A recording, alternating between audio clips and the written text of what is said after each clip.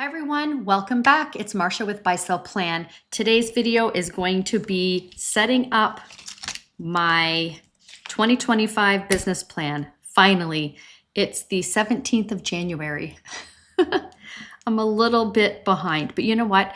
I went into this year with a different mindset.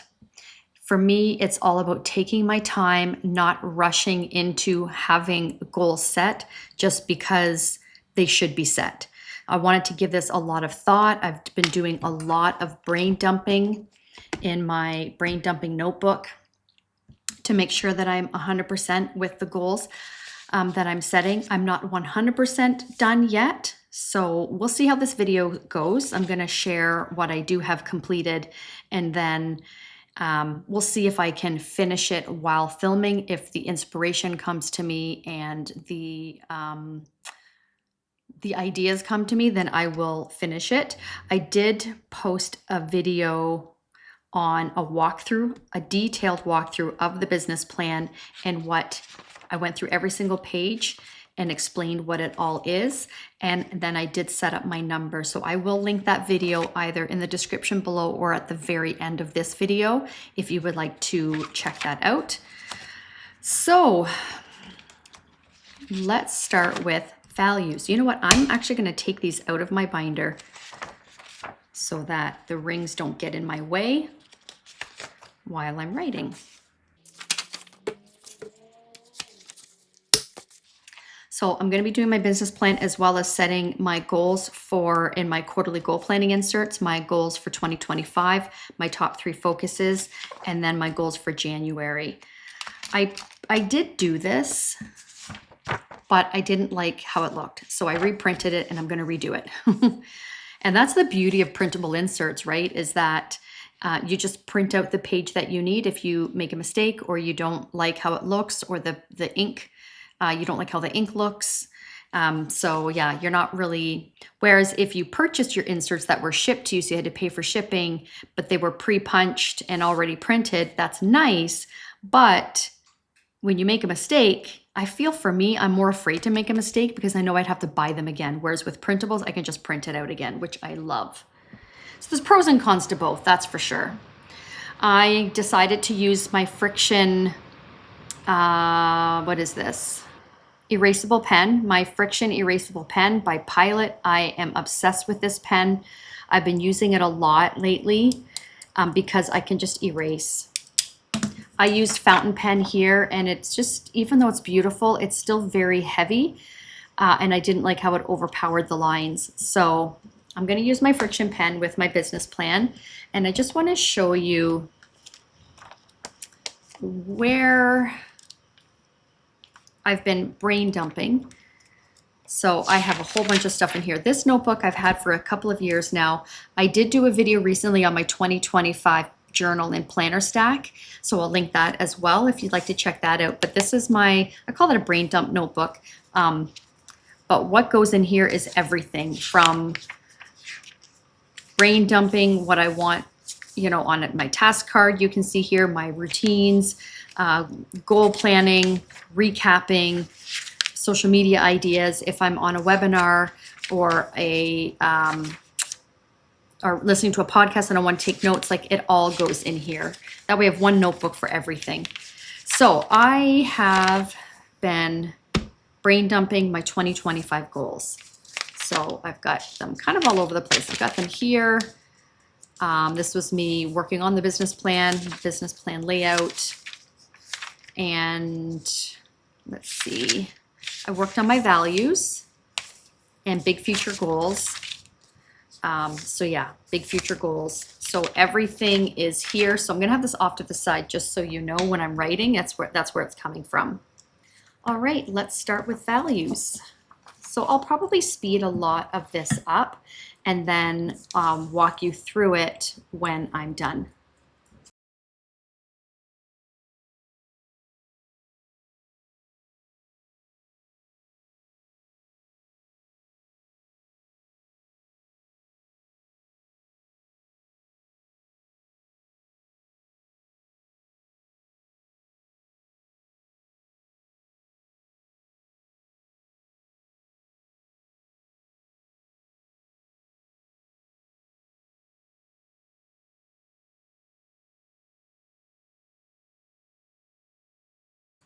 Okay, so I've got my 6 core values down. I apologize if you hear, I am using a microphone, but I am sitting right beside where our furnace is. So you might hear that kick in and out throughout the video. So hopefully it's not too distracting. All right, so my core values are family, freedom, wellness, growth, courage, and boundaries.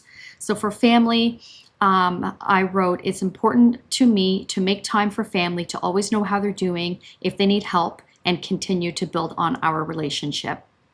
I have in the last couple of years reconnected with my dad and some family that I hadn't seen in a very long time. I'm from the Maritimes. I've been living up here in Ontario for many years, so reconnecting with them has been a very healing experience, and I want to continue to build on my relationships.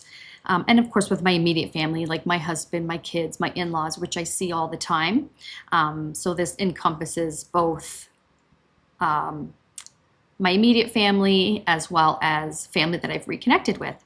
Freedom, having freedom and flexibility in my life is crucial to my well being. I've had some ups and downs with my business, mainly because of my perimenopause journey. And if you've been with me for a while, you know that that's something that I've been struggling with. I would say it's been 2 years now that I've been struggling with it, and it has, in the last 2 years, greatly affected my ability to work at the high level that I'm accustomed to. So that has affected my freedom. So I'm feeling so much better, and I really looking forward to my 50s. I just had a birthday on the 15th of January. I just turned 50, and I am so excited for this next phase of life. So this ties in with that. And then my wellness, taking care of my mental, physical, and spiritual wellness is what helps me feel balanced and able to be in my body more and not so much in my head. A part of my journey over the last couple of years, I discovered something called human design, which is basically, it's like your energy type and how you're meant to make decisions and interact in the world. And I've learned a lot about myself over the last 3 to 5 years, and human design has been a big part in that. And something that they talk about a lot about is when you're making decisions is to get out of your head and into your body, and pay attention to how decisions are making your body feel, right? And that's something that I've never done. It never even occurred to me. It's always been in my head, and so I've always had tension and pressures and things like that. I mean, we all do. So that's a big part of my wellness this year, is being more in my body and not so much in my head. Okay, growth. Personal and professional growth must always be in flow for me to feel success and in alignment. I'm someone who always, as long as I can remember, I've always loved learning and growing personally and professionally. I feel alive, and I love always, I like to say leveling up, but getting better, learning from my mistakes. And they're really not mistakes, right? It's like you're just learning lessons along the way. And I love that. I know for me, I have had periods of time, especially in my corporate career, because I was in that career for over 20 years. I did stop growing at times, and then I would start to feel stagnant. And I don't do well with that. I have to constantly be growing. And then courage. Having the courage to take action on what lights me up. This builds my confidence and self-belief so that I may manifest what's meant for me. Something that I've realized that perimenopause has affected is my confidence. I was, for a long time, and if you know me personally, you know that I've always been someone who's been fearless, relentless, and just so confident, and that my self-belief has always been just there. And that really changed me. Perimenopause changed me, and my it's like I didn't know who I was anymore, and my self-confidence was, and it's like it happened overnight. And even my husband would be like, this isn't you. And because I've been with my husband for 30 years, so he knows, he sees it firsthand. But yeah, I feel like this next phase of life, I'm just so excited for it. I feel so much better. I feel more confident, and I feel that my courage is is coming back and my self-confidence is coming back. So I just want to remind myself of that throughout the year, is just having the courage to take action on what lights me up and don't second guess myself, because that's not a good place for me to be. And I have been there over the last, especially the last year. And then boundaries. This is something that I have learned. I grew up not having any boundaries at all, a lot of childhood trauma. And in my 40s, probably starting at age 45, I learned what boundaries were. I actually didn't know what boundaries were. And so this is something that I have been working on, is having strong boundaries in my work and my personal life. So this will ensure that I'm focusing on what really matters in my life, so that I'm not wasting my precious energy and gifts on the wrong people, things, etc. So learning to say no to opportunities, because I was always, yep, okay, I should do that, I should do that, I should do that, even if while I'm doing that thing or helping that person or client, I could feel that it wasn't for me and it wasn't the right choice for me. But because I didn't understand that I could have boundaries for myself, I would do it, and it would cause me a lot of frustration or anger or bitterness, and a whole bunch of things. So boundaries is definitely a core value that is important to me, but one that I'm going to keep flexing that muscle, if that makes sense. So those are my 6 core values. I feel really good about them and I'm really excited about them. So this is going to be what I like to call like my North Star. So the decisions that I make and the goals that I set throughout the year will stem from this. And if they don't fit into these core values, it's going to be a no. All right, so SMART goals. So I made room in here for 3 big future goals. It's okay if you only have one big future goal. It's okay if you have 10 big future goals, but I just made a spot here for 3 big future goals, and then for each one, breaking it down with SMART goals for the year. Because I think it's important to set a big future goal for yourself, when you want to achieve it by, what are the actions, some action steps, and then what can I do this year to get myself a step closer? And that's what this is about. So I do have a couple that my husband and I have been chatting a lot about over the last few months, like nonstop. And yeah, so I'm going to write those down.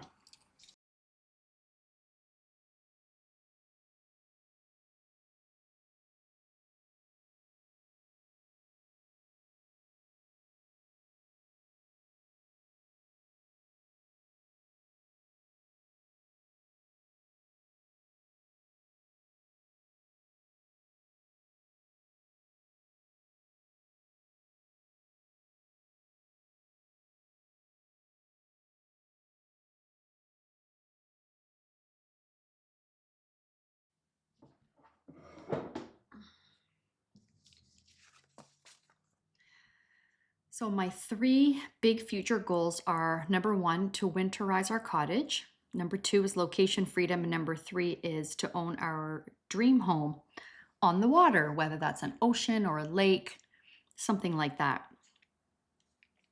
So for winterizing our cottage, the date achieved by is winter of 2026.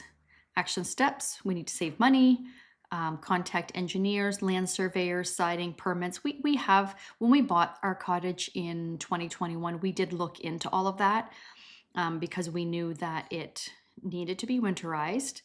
It's a 3-season cottage. I shouldn't say it needs to be winterized, but we would like to winterize it because we want to enjoy it in the winter, or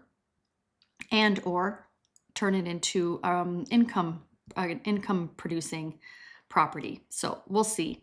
But the reason we can't winterize our cottage right now is we're too low to the ground, and where our cottage is, we're on a very high water table. So we actually need to lift our cottage and redo the foundation and raise it, because we're currently like 1 block, and I think code now is 3 or 4 blocks, like foundation. We're currently on a block foundation, although it's just like 1 block, and underneath our cottage is literally dirt. There's no basement. So it's, yeah, get under it to winterize it. So we did speak with the company that does do it, and it is quite a process. And it basically would put our cottage out of commission for a season because it takes a while. So it's not something we wanted to do right away because we wanted to enjoy it. We were too excited. So now we're at that point where we want to get the ball rolling. So what can we do this year to get a step closer? Budget, obviously. Finish the interior work. So we still have some painting. Like, we renovated our cottage when we bought it, and we're down to like that last 5% that we just can't seem to get the motivation to finish. So finishing some painting, some trim work. There's a part in a section in the attic that needs to be insulated, so re-insulating that, and then we want to redo the ceiling. But everything else is done, and it looks so beautiful and cozy. So yeah, so we want to finish the interior work and then talk to the company on the steps needed, just in case anything has changed and codes have changed. All right, so that's number one. Number two is location freedom. Ideally by 2030, we would like to be able to live anywhere we want and have passive income coming in. Of course, we're still going to be working. And wherever we move to, I would want to get my real estate license there as well. And who knows, we might even stay in Ontario. We don't really know, but we just know that we want that location freedom.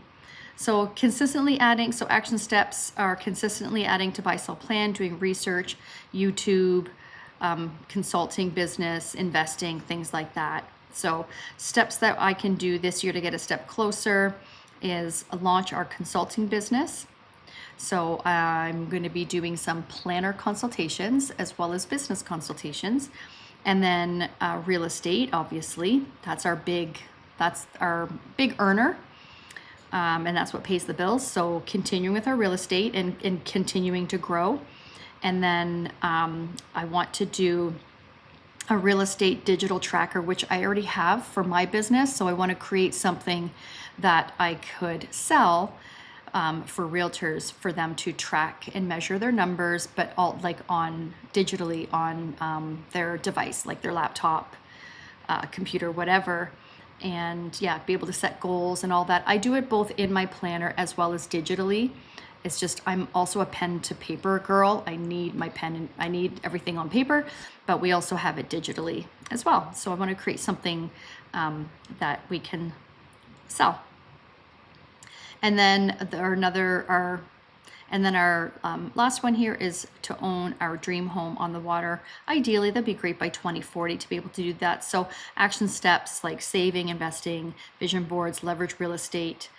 And then steps for this year is keep focusing on rebuilding to gain momentum, keep growing, learning, taking action. Growing, learning, and taking action.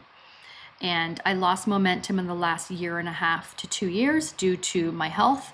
So now that I'm feeling much better, that's the main focus for this year, is building momentum and rebuilding and getting that momentum back, and then just continuing to work off that momentum. Okay, so now as far as SMART goals, I'm not sure that I'm going to do the SMART goals for each one with you here on camera, because this video might be too long. But I'll do one.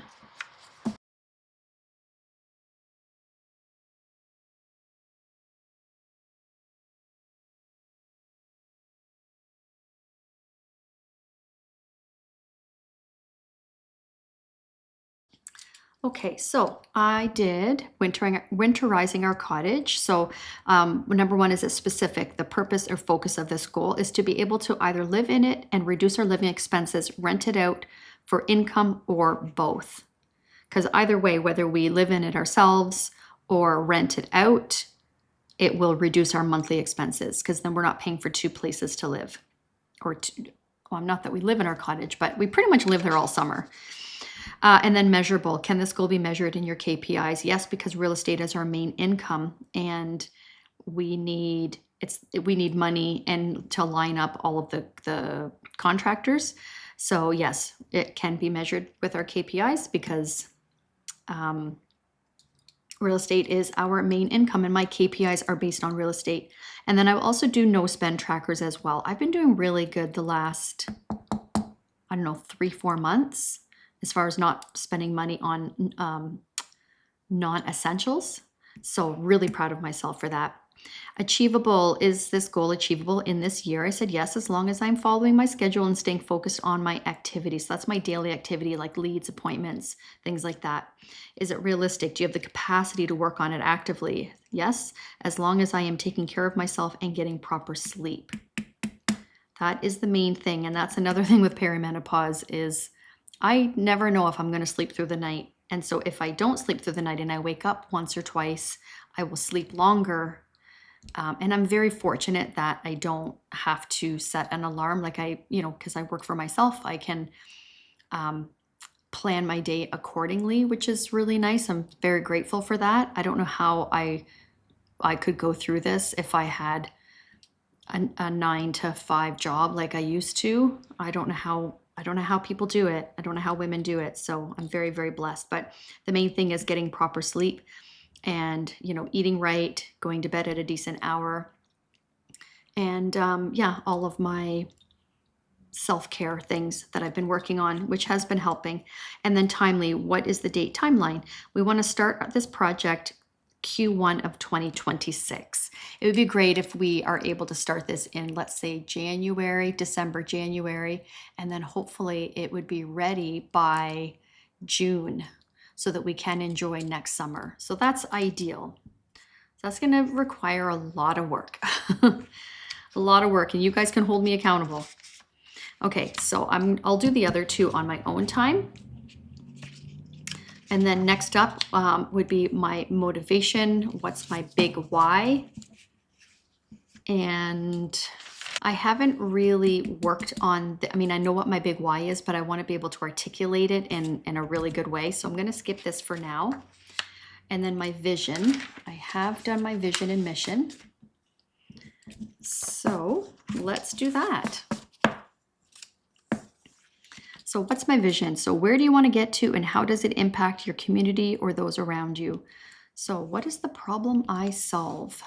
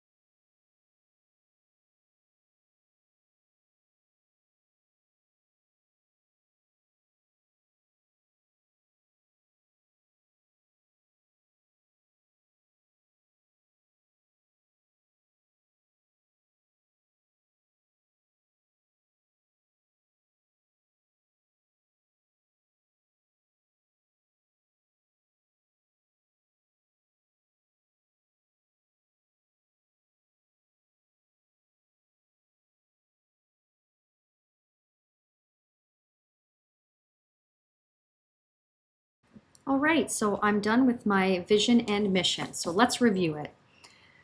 Okay, so what is the problem you solve? Helping people buy and sell houses and guide them through the unknowns and protect their best interests. Why does your business exist? We're here to guide them through the highs and lows so that they can make an educated decision for their families. And what do you want to be known for? For being fun and supportive, working with integrity, creating a win-win scenario. And who are your customers? People who appreciate guidance and support in the biggest financial decision in their lives and see the value we bring. And what are you working towards? A sustainable business that continues to grow. And our vision statement is, we run our business 100% in line with our values to grow and elevate the real estate industry. Our attention to detail, quick response time, and high expectations for results are what clients and colleagues love about us. We are easy to do business with, well respected, and people look forward to working with us. Okay, and then our mission. So what is the purpose of your business? The purpose is to work with integrity and take care of our clients. We create a win-win scenario or it isn't worth doing. And what do you do and how do you do it? We help people make a very important decision, often during rough times in their lives, by taking the time to learn what's important to them. I could have gone on and on and on, but there wasn't enough room. But yeah, we are really good at asking the right questions to learn what's the most important to them about the situation based on what they're going through in their lives. I mean, sometimes people are selling because they had a death in the family or it's a marriage breakdown. Some are really happy situations where they're starting a family and they need more space, but oftentimes it's during very rough times that they're going through in their lives. So that's something that I feel needs to be treated with the utmost care and finesse. And we're really good at that. What value are you offering to your community/customers? We believe in success through others, as no one gets to where they want to be alone. We are leaders in our industry and are there to help and give back. We are in this for the long game and only work with those who see our value and have designed our lives and business by this. And this goes into setting boundaries, because I didn't used to do that at the beginning. When I was newer in real estate, I had no boundaries. I actually didn't even really understand what they were. In my corporate job, because I wasn't the owner, I was the manager, but I wasn't the owner. It's like, you're not really able to, at least back then, to set your own boundaries. You had to put up with a lot of crap. And so getting into real estate, it's something that I had to learn. And it was a few years in that I realized, wait, I can say no. I don't have to take on a client if I don't want to, if I'm not jiving with them, if I feel that they don't value what I have to bring to the table, they don't see the value in the commission that we charge and things like that. So that's been really freeing and really rewarding. And it leaves room for us it opens up space for the people who do value us and who we are meant to work with, that we're available for them. So yeah, we have definitely designed our business and our lives by this now. So we have said no. We've said no to a lot of people since we've set this in our mission and in our values. And it's still hard though. It's still hard to say no because it's a paycheck. But at the same time, if we're going to be working with this person for 3 months or 6 months, because sometimes, it can take 3 to 6 months from start to finish. And it can be it definitely affects your happiness during that time. So highly recommend setting boundaries in your business. And then our mission statement. So explain what your business currently does. So our mission is to raise the bar for the real estate industry by working at a level that motivates and inspires others to do the same by creating a wow experience for our clients and our colleagues. For us, we always want to be easy to do business with, because I know it's like this in every industry. There's some really great people and there's some not so great people. And we've dealt with other realtors on the other side of a transaction that have just been awful to do business with. And clients come and go, but as colleagues, we work together all the time, right? Somebody might buy and sell real estate every 5 to 8 years, 5 to 10 years. So it's not like you're with them every single day for 5 to 10 years.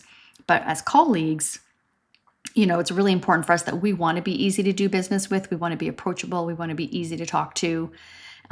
When we have active listings, I pick up my phone. When someone calls, I pick up my phone. And I've been, a lot of people, potential clients, like consumers as well as colleagues alike, are like, oh, thanks for taking my call. Like they're surprised that I picked up the phone. Because I know what that's like on my end. If I have a client that's interested in a listing and I'm phoning the agent because I want to gather more information and they don't answer their phone, and then I'm sending a follow-up text and an email, and then a couple days later I'm following up again because they're not getting back to me, that's really hard. That's really hard to it's hard on us because we want to be able to give the information in a timely manner to our clients. And so to have to explain to our clients, like, sorry, they haven't gotten back to me yet, or I don't have the answer yet. We don't want to put other people through that. So we want to make sure that we are creating that wow experience for our colleagues as well as our clients. All right, so that's my mission and my vision, or my vision and my mission. And then I did this in that last video that I was talking about, my walkthrough video where I went through my numbers. So I went through that already. So again, you can watch that video if you would like to see how I did that. Next, I'm going to get into my previous year reflection.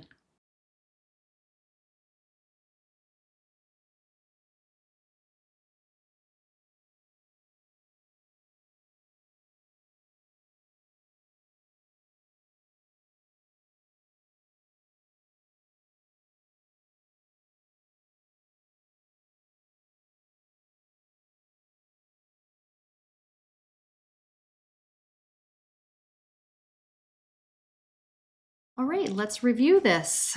So I love this part.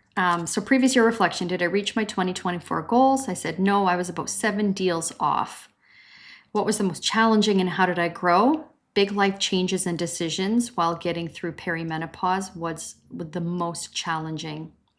Am I happy with how I use my time? Yes and no. I had to slow down to focus on my health, but it did affect us financially. So it's a good thing that I slowed down because I'm type A personality, and through all of my 20s, my 30s, 40s, like I don't stop, and I'm constantly leveling up and growing and doing all the things, and perimenopause knocked me on my butt, and that was probably one of the hardest things for me, was not being able to keep up.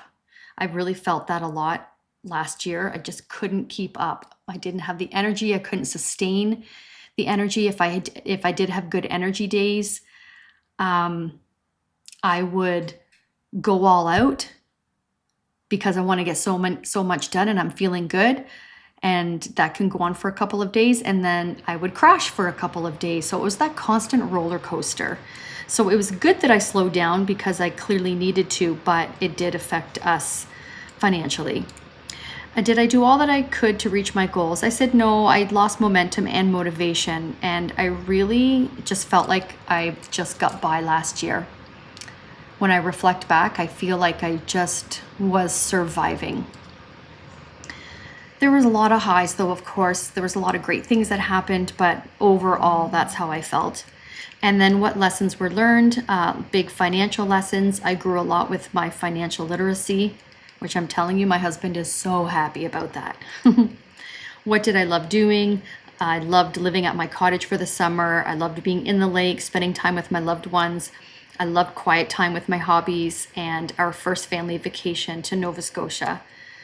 So yeah, that was loved all of that stuff. And then what did I dislike doing? Hustling and then living at our cottage for the summer. Anytime we had to come back for work, it was, it's an hour and a half drive. So didn't like the long drives, and I didn't really like the hustling either. I used to thrive on the hustling, but from what my older friends and family tell me is that as you get older, that's very normal.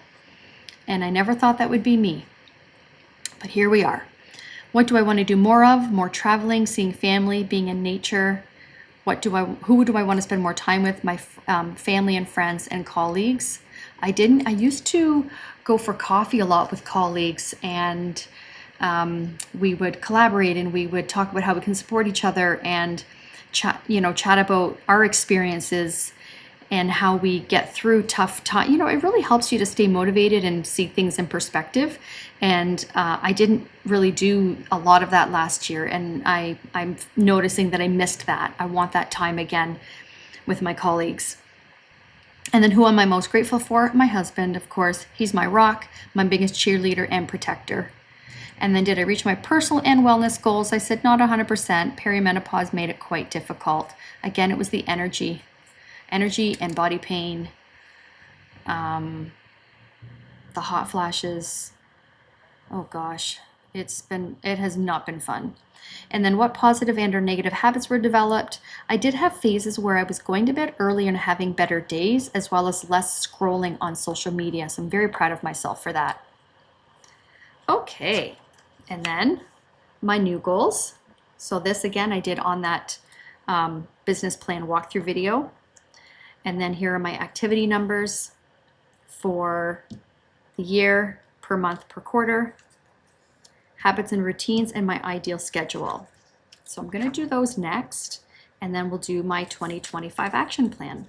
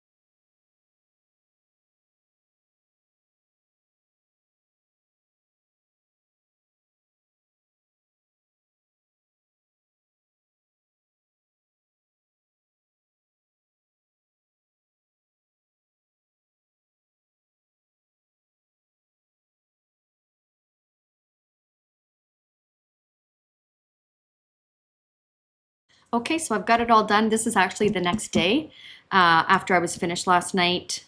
Well, I would say I was about 95% finished, and I was just too tired to continue. So I had a bath, made dinner, and then we just got on with our night. So here I am the next day.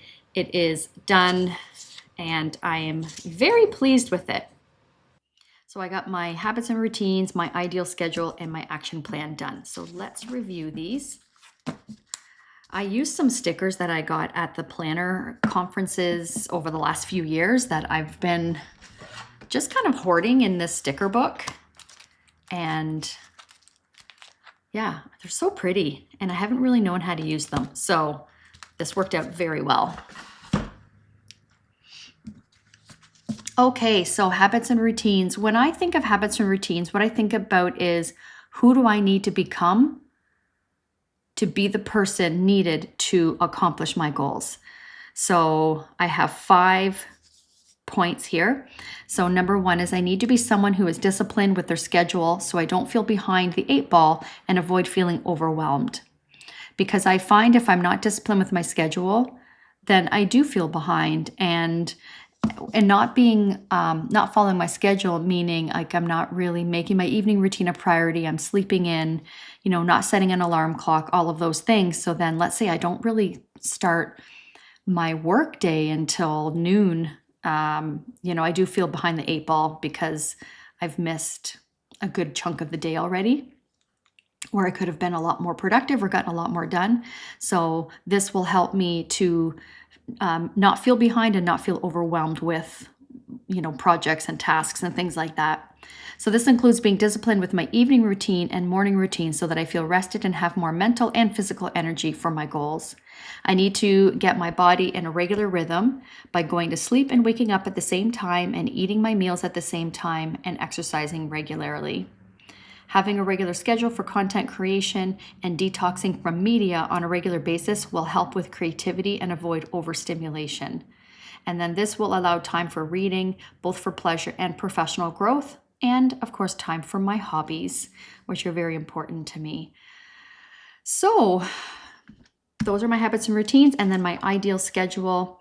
Now, this isn't going to be every day because there are some seasons where I'm really busy with appointments, and being a realtor, the appointments that I go on are outside of my house. I have to go to people's houses to give them a market evaluation on their home and to help prepare their home for market. I'm showing houses when I'm working with buyers. I'm out a lot. So these are more on the days where I'm not appointment heavy. So ideally, I want to be waking up at 8 o'clock and then have that hour and a half to do my morning routine, which does include movement.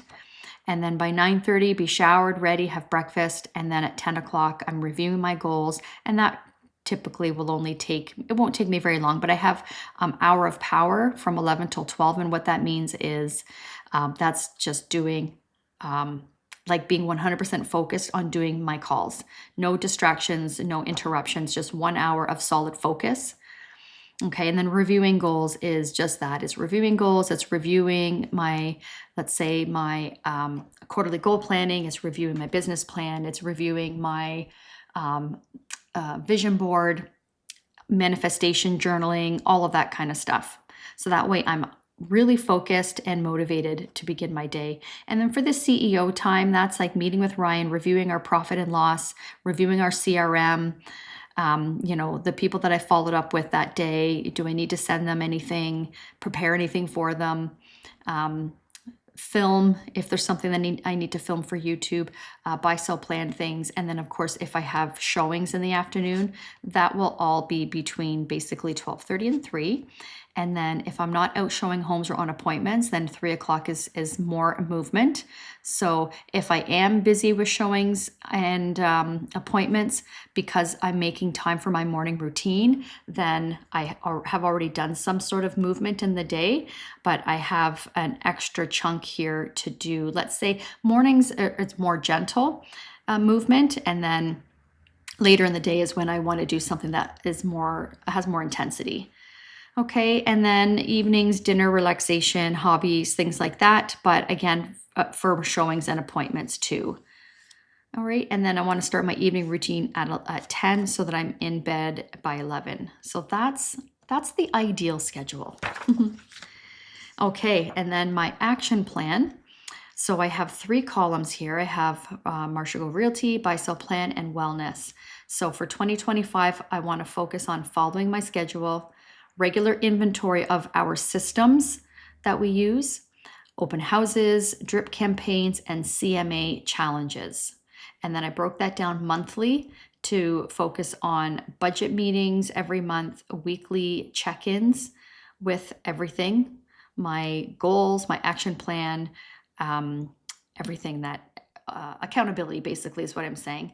And then 1 to 2 open houses a month. So if I don't have a listing that month, then it's doing open houses for other agents in my office. All right, and then for buy sell plan, I want to double my YouTube subscribers. So if you're new here, I would be very grateful if you subscribed, if you like functional planning videos. Consulting business, I want to open up and start a consulting business. So small business consulting, sales consulting if you're in a sales job, and planner consultations. And then making sure that we have a regular content calendar mainly for YouTube, but also for Instagram posts and reels, and then keep adding to our shop. So to break it down monthly, ideally, I would like to be publishing 6 to 8 videos on YouTube a month, and then have a day each week, or at least a couple times a month, where I'm batch recording.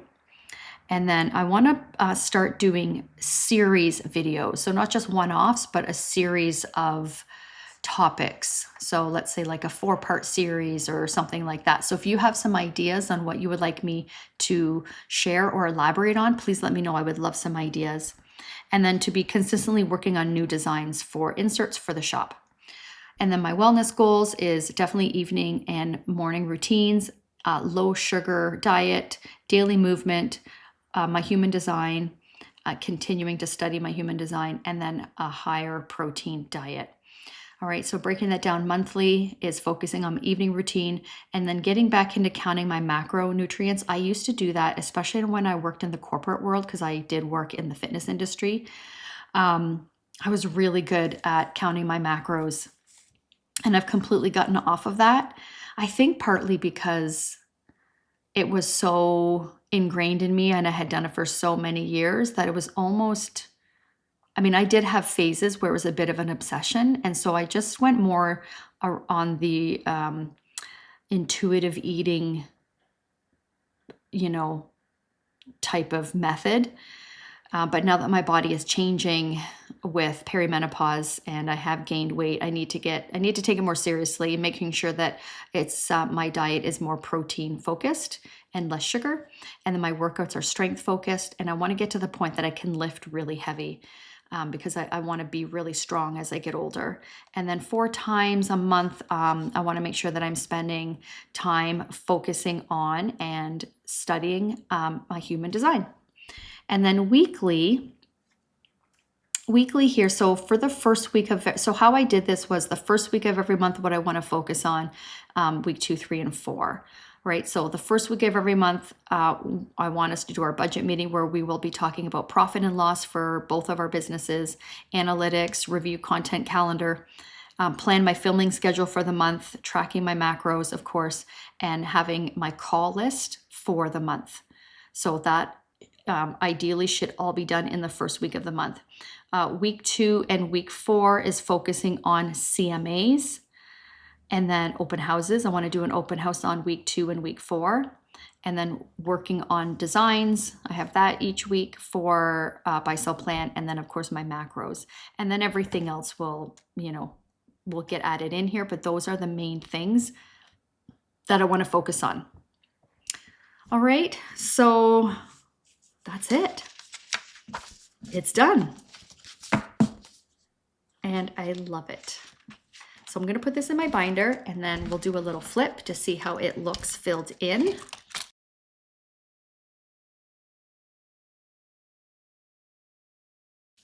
Okay, so my core values, future goals, big future goals and sub goals, and then I have one of my SMART goals done, and I will do the other 2. And then same with my motivation or my big why, I'll be doing that as well on my own time, because I really need to give this some really good thought. My vision and mission, last year's activity to figure out my conversion rates, previous year reflection, determining my new goals based on last year's conversion rates, my numbers broken down for 2025, habits and routines, my ideal schedule, and my action plan. So in a separate video, I'm going to do another video where I'm going to do my quarterly goals here, my 2025 goals and focuses, my top 3 goals, and then setting my goals for the first quarter and then for January. Even though January is half over, I'm still going to fill this in. So I'll do that in a separate video just because this video is way too long. And then after that, I will do my action plan for January. Again, the month is half over, but that's okay. I'm still going to do this. And then as the year goes on, I'll become a lot more efficient at it. Because this is a new format and a new layout for me. So it's going to take some trial and error to, figure out how it's really going to work for me in my brain. But so far I love this. This makes sense to me. I like having my three main areas of my life that is my focus, and then breaking it down. So yeah, I'm really liking this so far. So I hope this video was helpful for you. Please let me know if you have any questions down below in the comments. And if you have purchased these business plan inserts, I hope this has helped to give you some inspiration and some ideas on how it works and how to use them. So yeah, please don't hesitate if you have any questions at all. And if you are new here again, I hope you will consider sticking around and subscribing for more functional planning video content. And please give me some ideas on what else you would like to see. All right, so I hope you have a great day ahead. Thank you so much for watching, and we'll see you in the next video. Bye.